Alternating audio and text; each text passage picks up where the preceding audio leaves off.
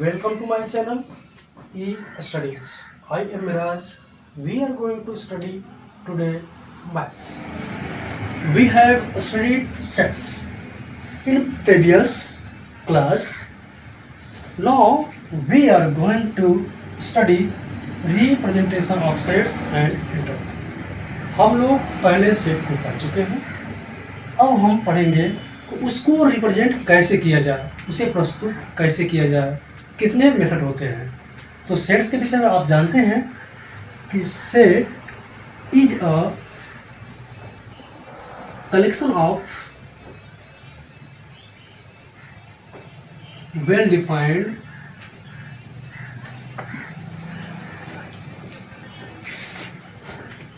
Object is a collection of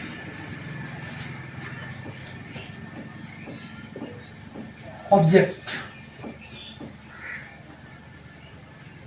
collection of well defined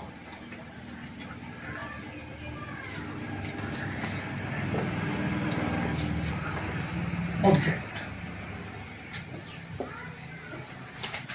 और हम लोग को ये भी पता है कि केवल कलेक्शन होने से सेट नहीं हो जाता और किन कंडीशंस में सेट नहीं होगा, ये प्रीवियस क्लास में हम लोग देखे हैं.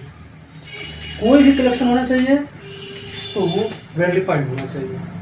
इट मीन्स हमें ये क्लियर हो कि क्या वो सेट में आ सकता है, हम कैसे सिलेक्शन कर सकते हैं, नहीं कर सकते. अब हम लोग पढ़ेंगे कि इस सेट को किस तरीके से रिप्रेजेंट किया जाए. सपोज दैट अगर हमें 12 महीने के नाम लिखने हैं, जनवरी, फरवरी, मार्च, अप्रैल, मई, जून, जुलाई, अगस्त, सितंबर, अक्टूबर, नवंबर, दिसंबर. ये 12 महीने का नाम लिखने में एट लीस्ट हम लोग जो कंज्यूम किए हैं वो 1 मिनट से ऊपर. क्या ऐसी कोई व्यवस्था है कि किसी एक कैरेक्टर, किसी एक लेटर से इसका इनकैप्सुलेशन कर दिया जाए, यानी एक सिंबल दे दिया जाए और ये पता चले कि ये सब चीज़ें उसमें हैं, उसी को हम बोलते हैं सेट. तो यहाँ पे अगर हम y लिख दें, y must be in capital letter, और जितने भी इसके एलिमेंट्स होते हैं अगर वो लिखे जाते हैं तो स्मॉल लेटर में लिखे जाने चाहिए. लेकिन set name always must be in capital letter. तो जो हम लिखे y इक्वल टू जनवरी, फरवरी, मार्च, अप्रैल, मई, जून, जुलाई, अगस्त, सितंबर, अक्टूबर, नवंबर, दिसंबर. तो इससे ये पता चलता है कि y is a set of collection of 12 month. तो ये भी एक मेथड है. इस मेथड को बोलते हैं हम रोस्टर मेथड.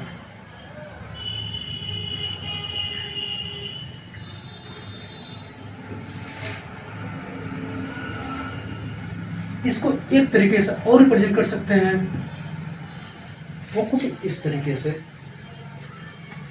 y हमने एक सेट लिया, अब इसके अंदर हमें कुछ एलिमेंट डालने हैं और वो एलिमेंट कैसा होगा,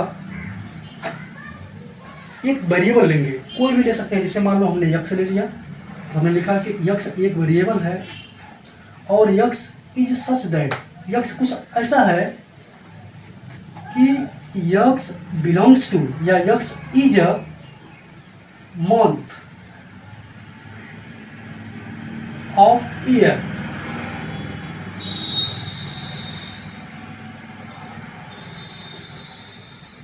और फिर कर्ली ब्रेसेट लगा दिया. तो ये सेकंड मेथड हुआ जिसे बोलते हैं set builder method.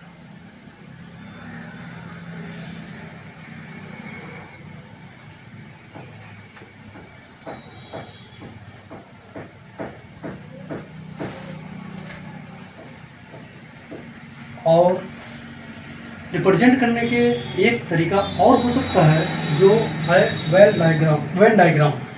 Y equal to एक रेक्टेंगल लीजिए जो यूनिवर्सल सेट को रिप्रेजेंट करे। अब इस रेक्टेंगल में आप चाहे तो वो ले लीजिए या तो सर्कल ले लीजिए और उसका नाम वाई लिख दीजिए। वाई रखने के बाद आप इसमें डॉट बनाते जाइए और जितने भी एलिमेंट हैं डॉट डाल के फिर फरवरी, फिर डॉट डाल के मार्च। इस तरीके से आप इसको रिप्रेजेंट कर सकते हैं। सॉरी, ये जो मैं वाई लिखा हूं ये कैपिटल होना चाहिए।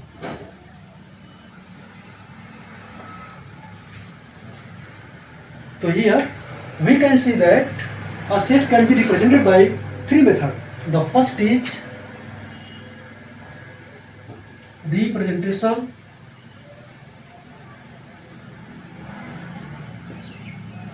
एक पहला रोस्टर,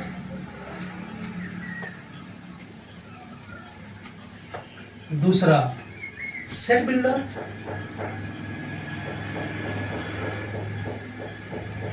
तीसरा वेन डायग्राम।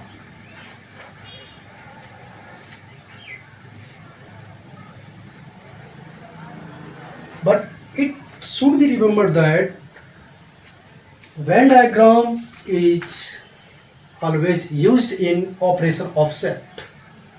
हर बुक में आप देखेंगे तो आप केवल दो ही मेथड पाएंगे, एक रोस्टर पाएंगे और एक सेट बिल्डर पाएंगे। लेकिन जब इनके सेट की ऑपरेशन की बात आती है, जो हम लोग की थर्ड टॉपिक है,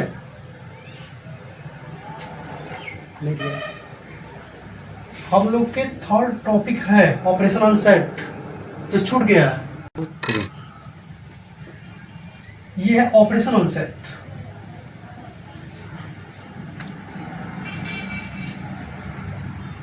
जब ऑपरेशन ऑन सेट्स पे आएंगे तो वहां पे तुरंत वेन डायग्राम आ जाता है और किसी भी बुक में वेन डायग्राम डिस्क्राइब नहीं किया गया है, केवल roster method and set builder method को दिखाया गया है।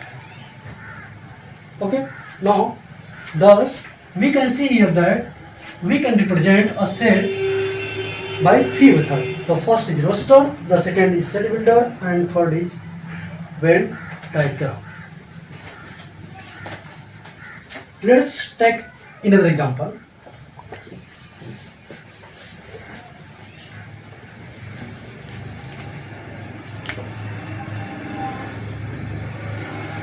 Suppose that there is a collection of even numbers starting from 10 and ending to 40, यानी 10 से लेके 40 तक के जो नंबर्स हैं उनका हमें कलेक्शन करना है। तो क्या इनका सेट बन सकता है और क्या तीनों तरीके से हम इसको रिप्रेजेंट कर सकते हैं, ये देखना है। ठीक है, तो इवन नंबर तो ये ले लेते हैं, इज इक्वल टू 10,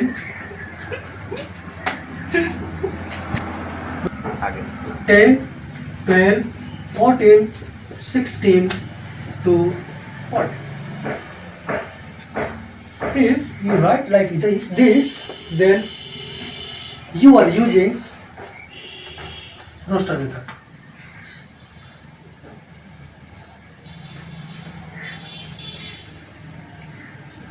अगर आप कुछ इस तरीके से लिखते हैं, इज इक्वल टू एक एलिमेंट है यक्स और यक्स कुछ इस तरीके से है कि यक्स बिलोंग्स करता है इवन नंबर से, या फिर x is an even number.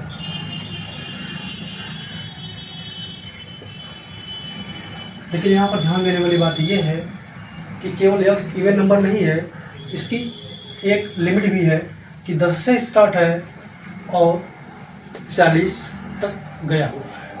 इसी को बोलते हैं इंटरवल, और ये लिखा कुछ इस तरीके से जाता है। जो x होगा वो बड़ा होगा 10 से या बराबर है, छोटा होगा या बराबर होगा 40, यानी 10 से लेकर 40 तक ये होगा। क्योंकि इसमें इंटरवल का भी है तो हम लोग इसके साथ इंटरवल भी पढ़ लेंगे। पहले तीसरा मेथड देख लेते हैं कि तीसरे मेथड को किस तरीके से हम रिप्रेजेंट कर सकते हैं। वेन डायग्राम से एक सर्किल बनाया, उसमें ई डाला और जितने नंबर से डाल करके डाल दिया।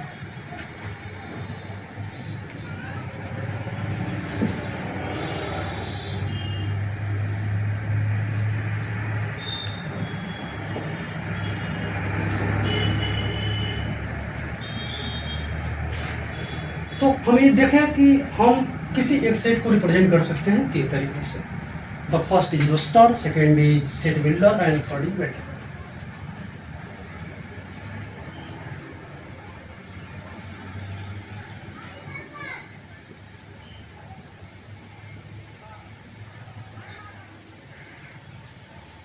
अब आते हैं इंटरवल पर। थोड़ा सा इंटरवल को समझ लें कि अगर कोई सेट स्टार्ट होता है, आप वहां से लेना उसको शुरू करते हैं, तो इसमें 4 कंडीशंस आते हैं। पहला कंडीशंस, क्या ये नंबर उसमें इंक्लूड रहेगा, और क्या ये नंबर इंक्लूड रहेगा इनिशियल एंड लास्ट। अगर ऐसा है, इसको रिप्रेजेंट इस तरीके से करते हैं, दोनों साइड, दोनों तरफ सर्किल और दोनों कलर्ड,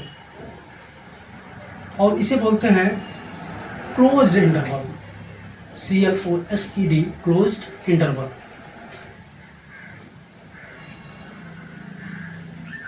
अगर कुछ ऐसा कंडीशंस होता कि आपको 10 से 40 के बीच के नंबर से लेने हैं, तब आप न 10 को इंक्लूड करते और ना ही 40 को, तो उस केस में आप फिर वही सर्किल इस तरीके से बनाते और लाइन खींचते और दोनों को कलर नहीं करते।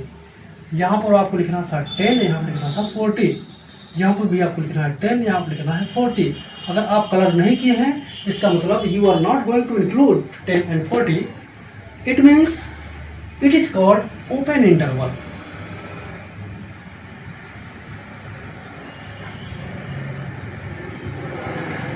तीसरा कंडीशन ये होता है कि perhaps you must have to take first initial number and not to take last number। अगर आपको पहला लेना है और लास्ट का नहीं लेना है, तो पहले वाले में आप कलर करेंगे और दूसरे वाले में नहीं करेंगे। तो चूंकि एक हुआ और एक नहीं हुआ, इसे बोलते हैं semi closed interval. Semi closed interval. और फोर्थ कंडीशन ये है कि परहैप्स आपको 10 न लेना हो और 40 लेना हो, उस केस में आप पहले वाले को ओपन करेंगे, दूसरे वाले को क्लोज करेंगे।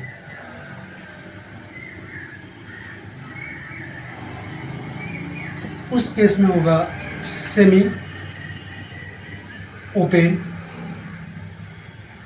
इंटरवल। ये 4 केसेस होते हैं जो आगे चलकर इनका मेजर यूज होता है रिलेशन एंड फंक्शन में, और खास करके derivation and integration.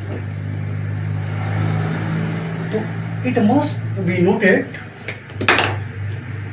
That you have to study sets and representation of sets and intervals.